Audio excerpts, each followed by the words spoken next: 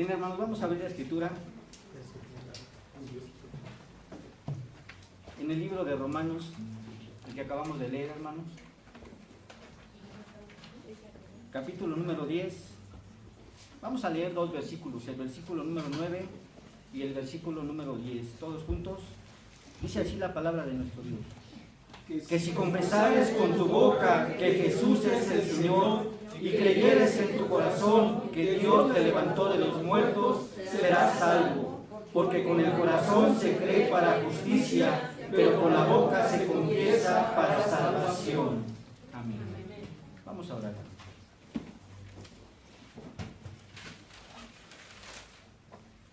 Bendito Dios, hoy en esta tarde, Señor, te damos gracias, porque nuestro deseo, Señor, es darte la gloria y la honra que solamente tú mereces, mi Dios. Gracias, Señor, porque no es coincidencia que estemos aquí reunidos, Padre, como pueblo tuyo, como nación santa, Señor, como pueblo adquirido por ti, Padre, para anunciar tus maravillas, Señor. Pues tú nos has traído, Señor, para poder escuchar tu palabra, para poder escuchar tu voz, Dios. Te queremos pedir, bendito Padre, que prepares nuestros corazones para que todo, Señor, lo que hables tú, Señor, pueda quedar grabado en nuestros corazones, Dios, y que podamos entender, Señor, cuál es nuestra responsabilidad, Señor, en esta tu creación delante de ti, Padre. Gracias te damos, bendito Dios, en el nombre que es sobre todo nombre, en el nombre de nuestro Señor Jesucristo, te damos muchas gracias, Padre. Amén. Amén. Amén.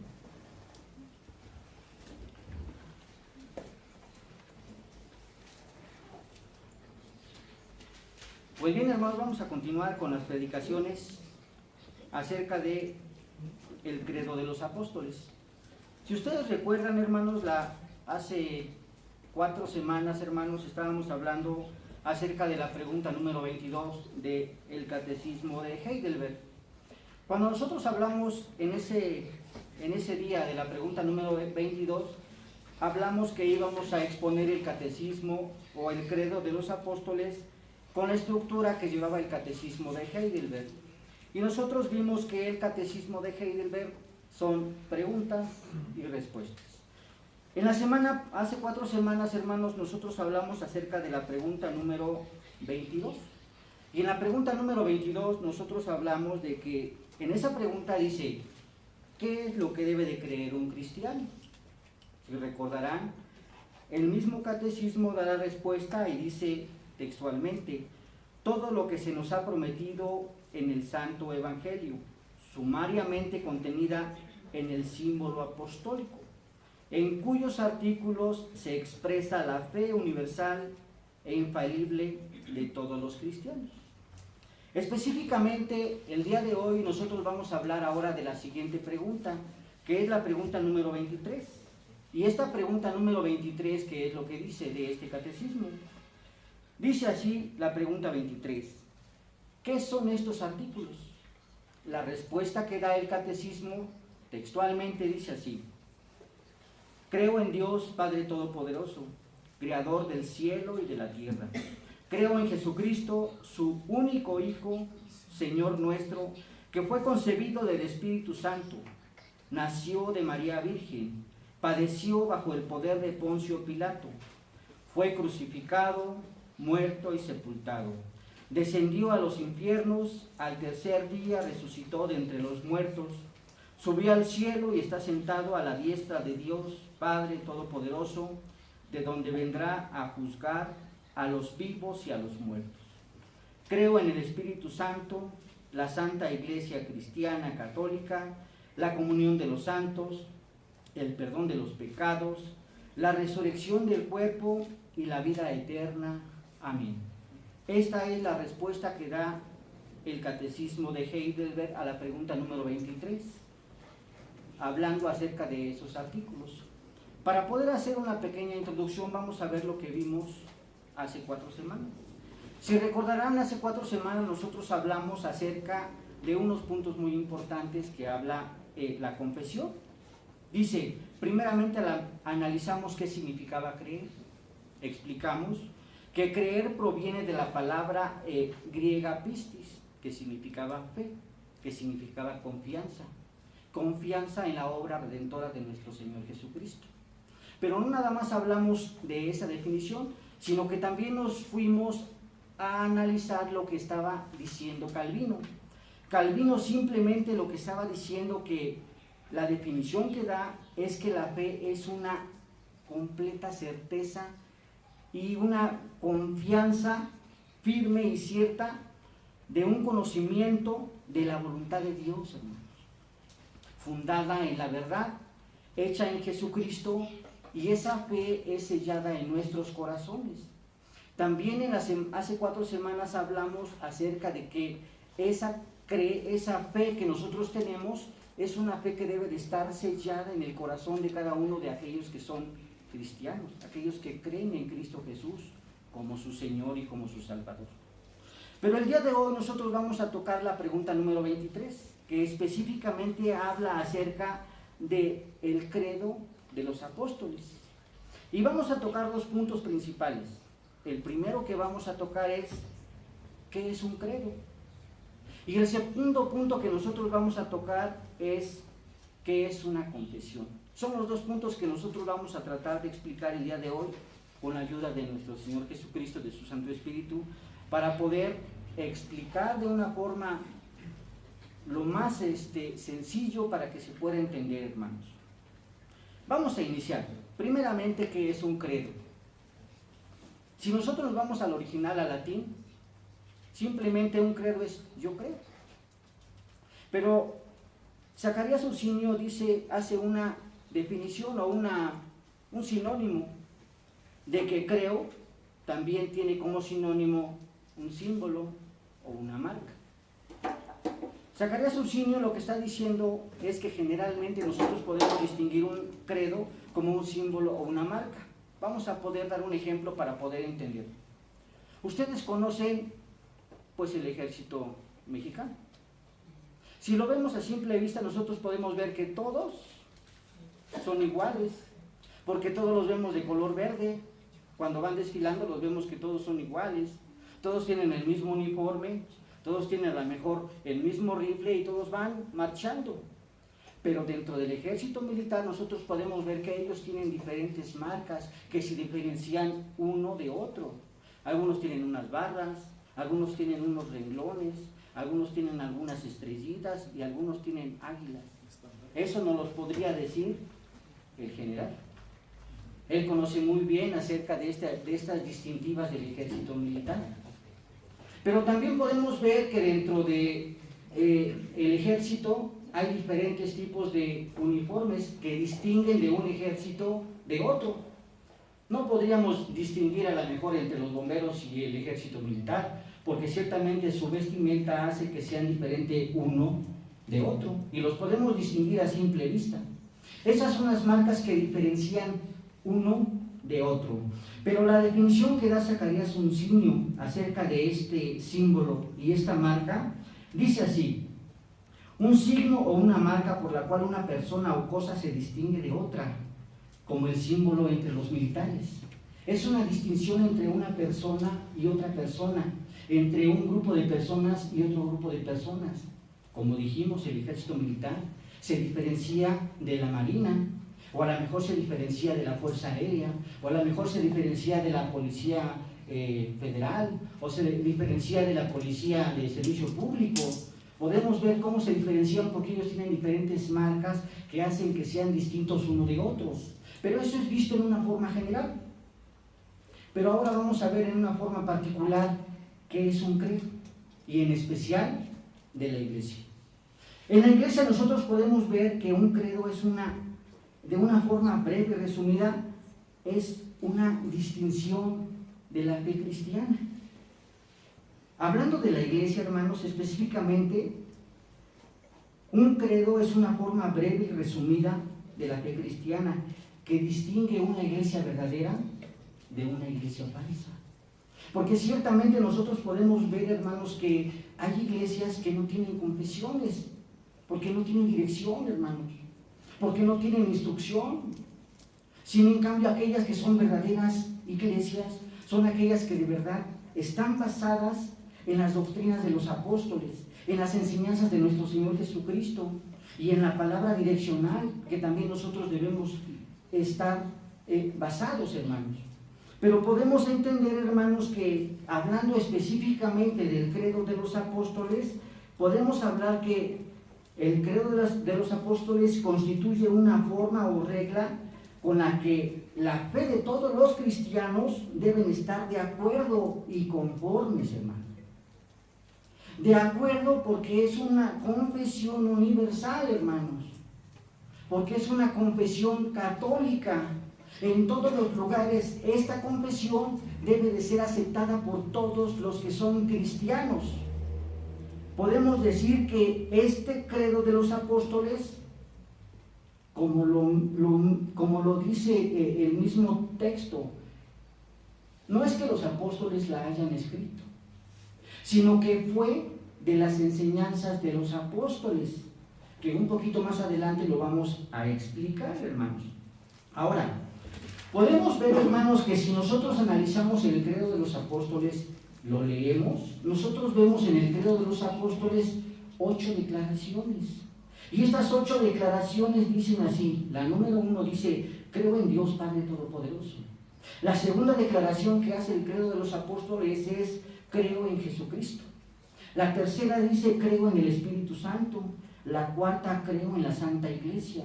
La quinta dice: creo en la comunión de los santos. La sexta declaración que hace es: creo en el perdón de los pecados, creo en la resurrección del cuerpo y creo en la vida eterna. Esas son las declaraciones que nosotros encontramos en el credo de los apóstoles, aunque doctrinalmente tiene una gran cantidad de enseñanza, hermanos, que con la ayuda de Dios, de su Santo Espíritu, vamos a ir desarrollando a través de las diferentes predicaciones que vamos a exponer. Pero lo estamos viendo ahora de una forma general, hermanos.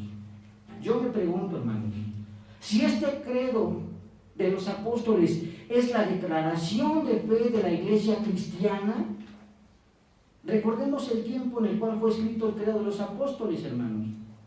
Entonces, ¿por qué fueron creados otros credos? Si este credo fue la base, la sustancia para la fe cristiana, ¿por qué entonces tuvo que ser creado el credo de Niceo, el credo de Atanasio, el credo de Éfeso, etcétera, etcétera, etcétera, todos los credos que surgieron en esa época? ¿No era necesario nada más con el credo de los apóstoles, hermanos? Vamos a ver más adelante que no nada más con el puro credo de los apóstoles. ¿Pero por qué surgieron? Ciertamente nosotros podemos ver que en esa época se levantaban herejías. Y cuando se levantaban herejías, no es que se formara otro credo, sino que el mismo credo de los apóstoles se iba ampliando, se iba alimentando, se iban añadiendo verdades que vienen en la Escritura. Por ejemplo, hermanos, el credo de Nicea, el credo niceo, nosotros podemos ver que si analizamos el credo de Nicea, tiene la misma estructura que el credo de los apóstoles. Habla acerca del Padre, habla acerca de Jesucristo, habla acerca de la Santa Iglesia, habla de la comunión de los santos, habla igual del perdón de los pecados, habla también acerca de la resurrección del cuerpo y la vida eterna. Pero entonces, ¿cuál es la diferencia? La diferencia es que en ese tiempo se hablaba en contra de las enseñanzas de la personalidad de nuestro Señor Jesucristo y de su divinidad. Entonces podemos ver que el credo de Nicea en esa parte es más ampliada, explica de una forma más clara estos puntos.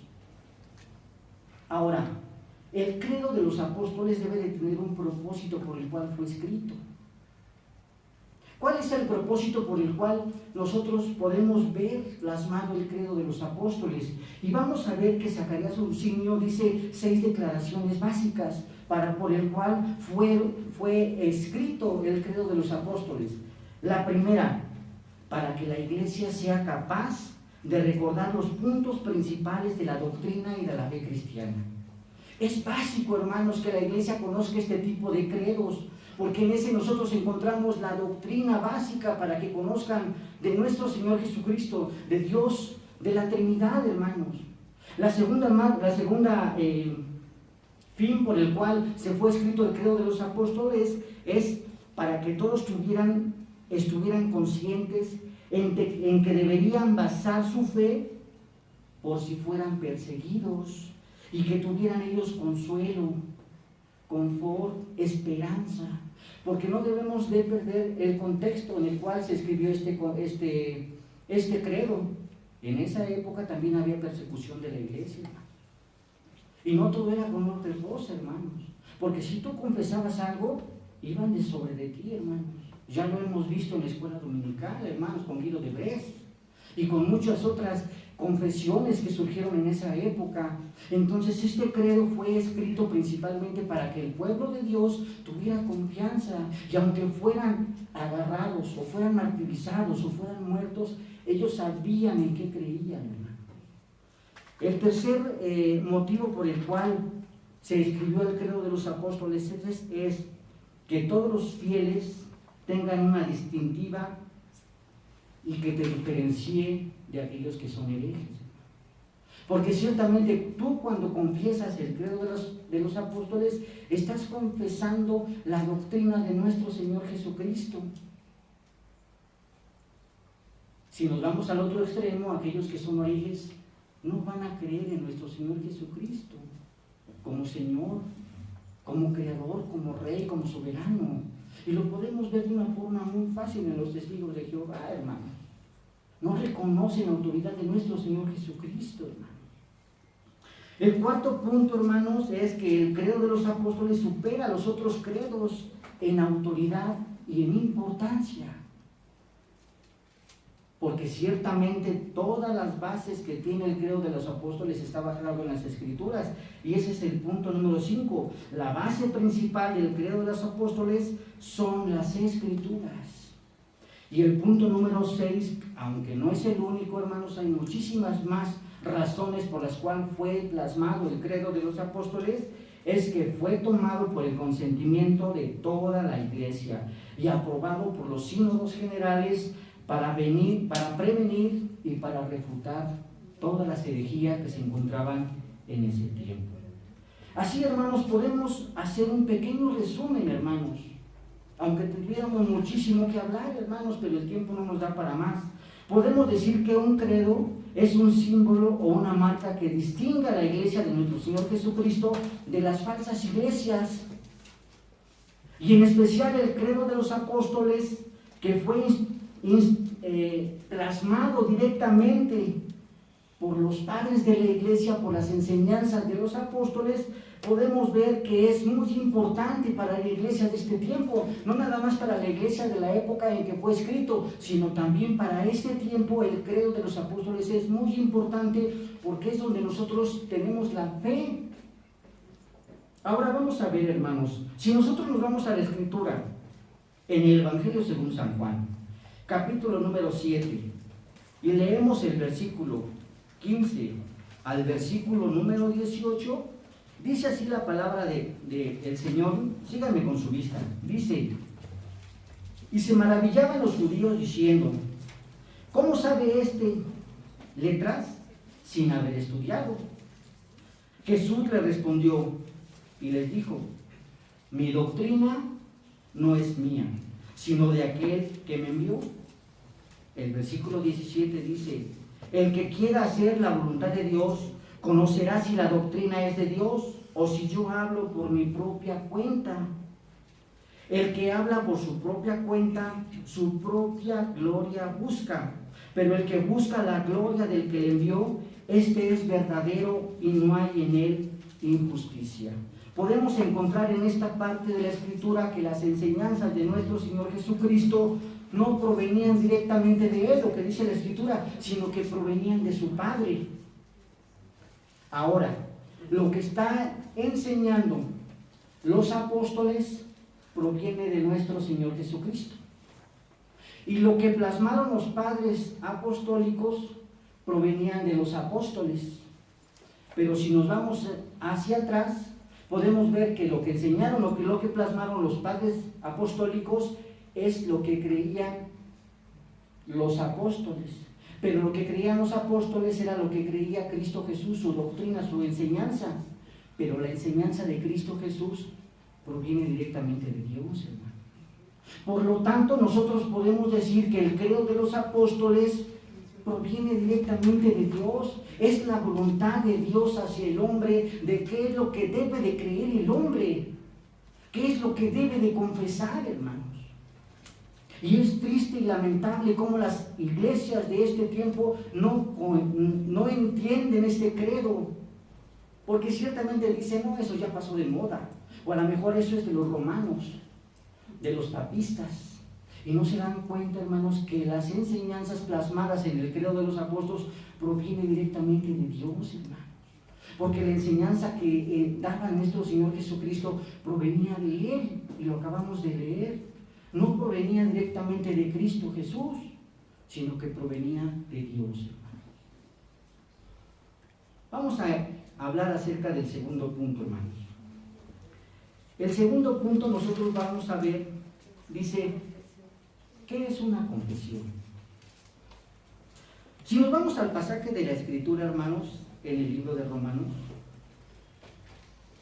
capítulo número 10, nosotros nos encontramos en esta parte de la Escritura, hermanos, un binomio inseparable. Nosotros podemos ver en el versículo número 9 que dice, confesar con tu boca. Pero también está diciendo, creer en tu corazón. Es un binomio inseparable que no se puede separar. Pero en el versículo número 10 nos estamos diciendo al revés. Dice, creer para justicia y confesión para salvación.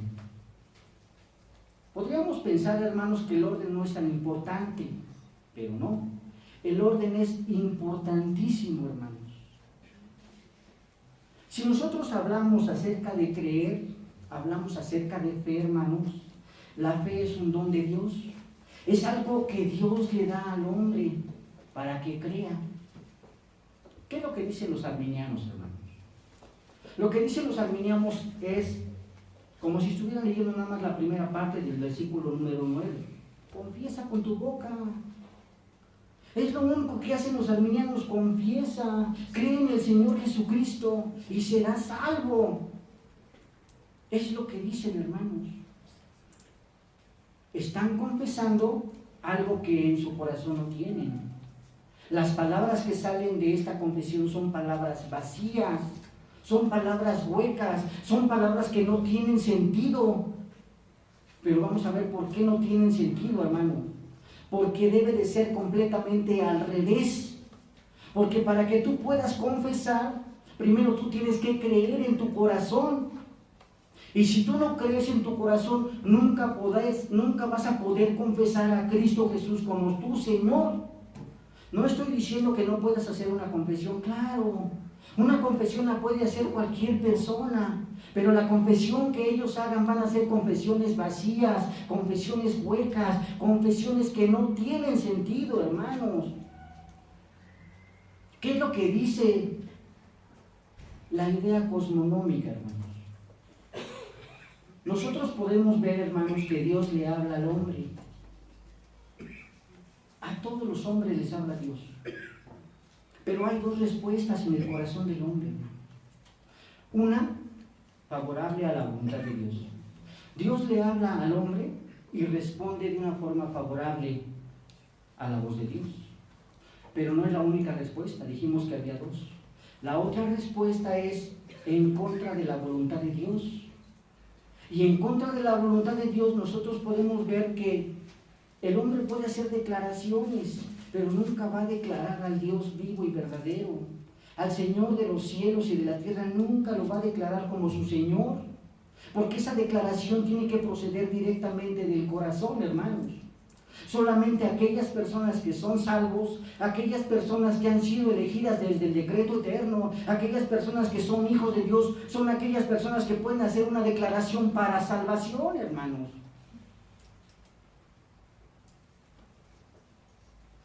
Ahora yo quisiera poner varios ejemplos que nos encontramos en la Escritura acerca de este tipo de declaraciones, hermano. Ciertamente no vamos a encontrar, pues sí, podemos encontrarlas o no, pero los ejemplos que yo traigo para que vean son declaraciones de personas. Una de ellas es alguien que no pertenecía al pueblo de Dios. Podemos irnos directamente al libro de Ruth. En el libro de Ruth nosotros nos encontramos, hermanos,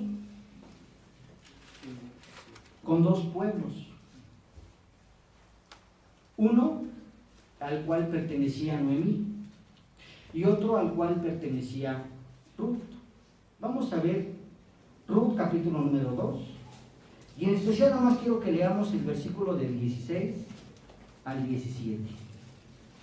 Ruth capítulo número 2, versículo 16 al 17. Dice así los versículos.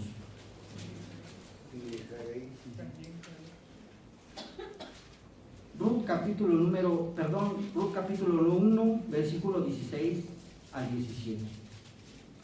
Respondió Ruth y dijo: no me ruegues que te deje y me aparte de ti, porque donde quiera que fueres, iré yo, y donde quiera que vivieres, viviré. Tu pueblo será mi pueblo, y tu Dios será mi Dios. Donde tú murieres, moriré yo, y allí seré sepultada. Así me haga Jehová, y aún me añada, que solo la muerte hará separación entre nosotros dos, hermanos. Podemos ver que esta es una declaración de amor grandísima acerca de un pueblo que no conoce, un pueblo extraño, porque nosotros podemos ver, para poder entender el contexto, que Noemí era esposa de Elimelech y que pertenecían, hermanos, a la descendencia de Judá. Sin en cambio, Elimelech y Noemí tuvieron que irse a Moab y tenían dos hijos. ¿Saben el nombre de los hijos? Uno se llamaba Malón y el otro se llamaba Kelión. Y ellos se habían casado, estos dos hijos, con dos moabitas. Una de ellas se llamaba Orfa y la otra se llamaba Ruth. Ciertamente dice la palabra de Dios que murió Elimelech, pero también murió Malón y Kelión. Y lo que le dijo Noemí a sus dos nueras es: ya no tengo hijos, ya no están sujeta a mí, pueden regresar a su pueblo, pueden regresar con su gente. Y podemos ver cómo Orfa agarró, dio la media vuelta y se fue. Sin en cambio podemos ver que Noemí, más bien Ruth, le dijo a Noemí: no, yo me voy a quedar contigo. Dices, tu pueblo será mi pueblo y tu Dios va a ser mi Dios, hermanos. Es una confesión que está haciendo Ruth. Y esa confesión no precisamente es de Ruth, sino proviene del corazón. Amaba a esta Noemí de tal manera que dice: tu Dios va a ser mi Dios. Y no nada más tu Dios va a ser mi Dios, sino donde tú vayas yo voy a ir. Donde tú mueras yo voy a morir. Y que nada más la muerte nos pueda separar entre tú y yo, hermano. El segundo ejemplo que quisiera tocar, hermanos, está en el libro de Josué. El libro de Josué, hermanos, lo vamos a encontrar en el versículo número 24, capítulo 24, versículo número 15. El libro de Josué dice así, hermanos, y en especial la segunda parte de este versículo dice así. Josué 24, 15, segunda parte, dice: pero yo y mi casa serviremos a Jehová. Es una declaración, hermanos, que de verdad importantísima, hermano. Está diciendo esta parte de la escritura que no nada más él, sino toda su casa serviremos a Jehová, hermano. Pero vamos a ver el contexto por el cual está haciendo esta declaración, hermano. Ciertamente nosotros nos encontramos en esta parte de la escritura, en el discurso de la despedida de Josué. Y en esta parte de la escritura vemos cómo Josué está hablando a su pueblo y le está diciendo: acuérdense de dónde los he sacado, acuérdense de dónde Dios los ha traído. Y empieza a hablar primeramente de Abraham, después empieza a hablar de Isaac, y empieza a hablar acerca de Jacob. Y luego le empieza a decir al pueblo cómo Dios levantó a Moisés para poder sacar al pueblo de Israel del cautiverio que tenían en Egipto. Y le sigue diciendo Josué a su pueblo que se acuerden, hermanos, que antes de que cruzaran para poder tomar posesión de Canaán, era un pueblo completamente idólatra. Sin en cambio, aún así Dios tuvo misericordia de este pueblo y podemos ver todas las hazañas que Dios hizo a través de Josué y cómo los introdujo a la tierra y cómo repartió la tierra a cada una de las tribus de Israel, hermanos. Por eso le estaba diciendo al pueblo y le estaba recordando que vieran quién es el Dios poderoso que los había introducido. Y entonces podemos ver esta declaración que hace Josué y le dice: mi casa y yo serviremos al Señor, hermano. Esa es una declaración importantísima, hermanos, pero no es la única declaración que nosotros encontramos en la Escritura. Hay una gran cantidad de declaraciones, hermanos. Por ejemplo, hermanos, también, aunque no la voy a ver, hermanos, la declaración de Esteban antes de que muriera, hermanos. Casi fue la misma estructura que hizo Josué. Habló acerca del pueblo de Israel. La otra declaración que hizo Tomás cuando nuestro Señor Jesucristo murió. ¿Y qué fue lo que dijo Tomás? Si yo no metiera el dedo en su mano y en su costado, yo no creo que Cristo Jesús resucitara. Sin en cambio, se le apareció nuestro Señor. ¿Y qué fue lo que hizo? Tomás, mete el dedo para que veas que sí soy yo. ¿Y qué fue lo que dijo Tomás? Señor mío y Dios mío, se fue de espaldas. O podemos hablar acerca de la confesión de Pedro. ¿Qué fue lo que dijo Pedro? Tú eres el Cristo, el Hijo del Dios viviente. Esa es la confesión que hizo Pedro. Y podemos hablar acerca de muchas otras confesiones que encontramos en la Escritura. Por ejemplo, la de Pablo. Cuando Pablo se le presentó el Señor y lo puso en el suelo y dejó de ver, ¿qué fue lo que le dijo Pablo? Señor, ¿qué quieres que tú hagas? Estaba reconociendo el señorío de nuestro Señor Jesucristo. Y estaba diciendo: ¿qué quieres que yo haga, Señor? Y así podríamos pasarnos todo el día, toda la mañana, hablando acerca de declaraciones que encontramos en la Escritura, hermanos. Pero ese no es el fin. El fin principal por el cual estamos tomando estos ejemplos es que no son confesiones vacías ni huecas, sino que todas estas confesiones que hicieron estas personas en la Escritura son acción, hermanos. ¿Por qué digo que son acción, hermanos? Si nosotros nos vamos nuevamente al desarrollo de la idea cosmonómica, nosotros vemos que la respuesta del corazón del hombre es en favor de Dios o en contra de la voluntad de Dios. Pero eso que tú declaras lo llevas a las diferentes áreas de la vida donde tú te desarrollas. Si tú eres un policía, vas a ser un policía donde redimas esa área donde tú estás trabajando. Si tú eres un maestro, entonces el área donde tú estás trabajando los lleves a los pies de Cristo. Si tú eres una ama de casa, entonces aquella área donde tú te estés moviendo, tienes que llevarla a los pies de nuestro Señor Jesucristo. Si tú eres un estudiante, si tú eres un empresario, cualquier área donde tú te relaciones o donde tú trabajes, si tú respondes de una forma favorable a la palabra de Dios, entonces eso lo tienes que llevar a los pies de nuestro Señor Jesucristo, hermano. De una forma contraria, cuando alguien no responde favorable a la palabra de Dios, afecta a todas las áreas donde se están desarrollando los impíos, hermano. Por eso podemos ver todos los problemas que se encuentran en esta creación, hermanos, a causa del pecado, a causa de aquellas personas que afectan esta creación, que afectan la relación del prójimo, que afectan la relación con Dios, hermanos. Sin en cambio, la pregunta que traigo el día de hoy para la iglesia, hermanos, si nosotros confesamos a Cristo Jesús como nuestro Señor, ¿qué es lo que nosotros hemos hecho, hermanos?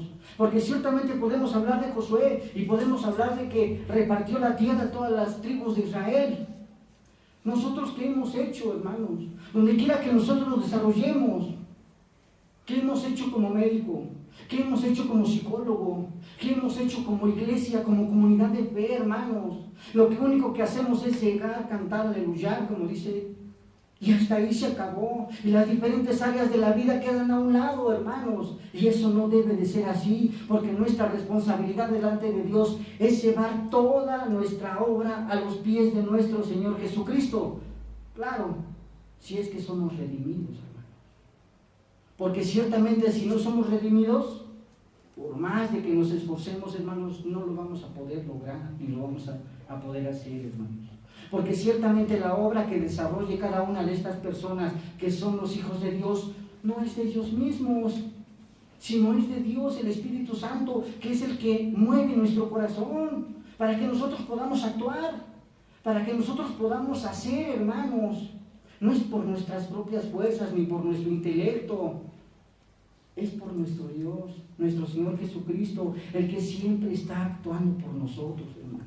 El que nos ayuda, el que nos capacita, el que nos dice cómo debemos hacer las cosas, sin dejar a un lado la palabra de Dios, que es la dirección para que nosotros podamos hacer las cosas de una forma correcta, para que nuestra respuesta a la voluntad de Dios no sean palabras huecas, hermanos. Cuando nosotros estamos repitiendo el credo de los apóstoles, no lo repitamos simplemente como palabrerías, hermanos. De verdad debe de salir de nuestro corazón. Creer de verdad cuando nosotros estamos repitiendo el credo apostólico de que nuestro Señor Jesucristo es nuestro Señor. Y no repetirlo, creo en Dios Padre. No. Porque ciertamente los estamos convirtiendo nada más en repetidor de palabras, hermanos. Y no está saliendo de nuestro corazón, hermanos. ¿Lo hacemos así, hermanos? Yo no los puedo juzgar ni criticar, pero el Espíritu Santo escudriña todo lo que hay en el corazón del hombre, hermanos. Hasta lo más profundo escudriña, hermanos. A Él no lo pueden engañar, hermanos. A Él no lo podemos engañar si en realidad cuando nosotros estamos confesando a nuestro Señor, lo estamos confesando de una forma verdadera o lo estamos confesando por presión, hermanos. Como decía en la escuela dominical el pastor, pues traen a los pequeñitos porque son chiquitos, porque el papá y la mamá los trae de la mano y a la fuerza, hermanos. A fin de cuentas dependen de los padres. Pero ahora que somos jóvenes, hermanos, ahora que somos adultos, ahora que somos grandes, nosotros que tenemos hijos, hermanos, ¿dónde están nuestros hijos? Y lo digo primeramente por mí, hermano. ¿Dónde están, hermanos? No debemos de dejar de pensar que somos responsables delante de Dios, hermanos, y que algún día nosotros vamos a tener que dar cuenta de qué es lo que hicimos, porque ciertamente el Señor nos habla día con día. Día con día el Señor nos está hablando. Cerramos los ojos, los oídos a nuestro Señor, hermanos, porque nunca leemos la palabra de Dios, hermanos. Porque nunca queremos entender la dirección al cual el Señor nos está llamando. Claro, si es que somos hijos de Dios. Concluyendo, hermanos, la confesión, hermanos, que está plasmada en el credo de los apóstoles, no es una confesión hueca y vacía, como aquella que dice, confiesa y se acabó. No. Está basada en la palabra de Dios. Esta palabra está basada en el Dios mismo. Cuando nosotros hagamos esta confesión, hermanos, debe salir directamente de nuestro corazón, de lo más profundo de nuestro ser, hermanos. Vamos a orar, hermano. Bendito Dios,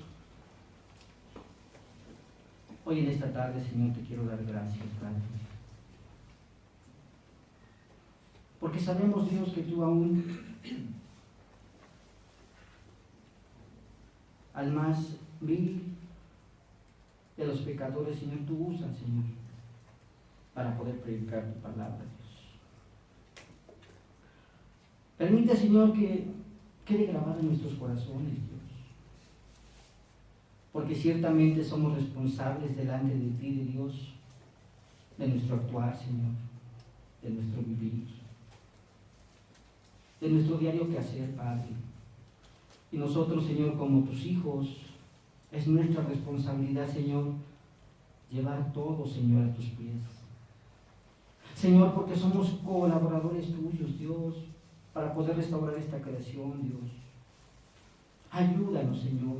Permite que tu Santo Espíritu, Señor, nos capacite, Señor, para que lo podamos hacer de una forma adecuada, para que lo podamos hacer conforme a tu voluntad, Señor, y no poder ser siervos inútiles. Al contrario, Señor, que estemos, Señor, orgullosos, Señor, de que tú eres nuestro Dios, Señor, que tú eres nuestro Señor, que tú eres nuestro Rey de Reyes, Padre. Gracias te damos, Dios, en esta tarde, Padre, en el nombre que es sobre todo nombre, en el nombre de nuestro Señor Jesucristo te damos muchas gracias, Padre. Amén. Amén.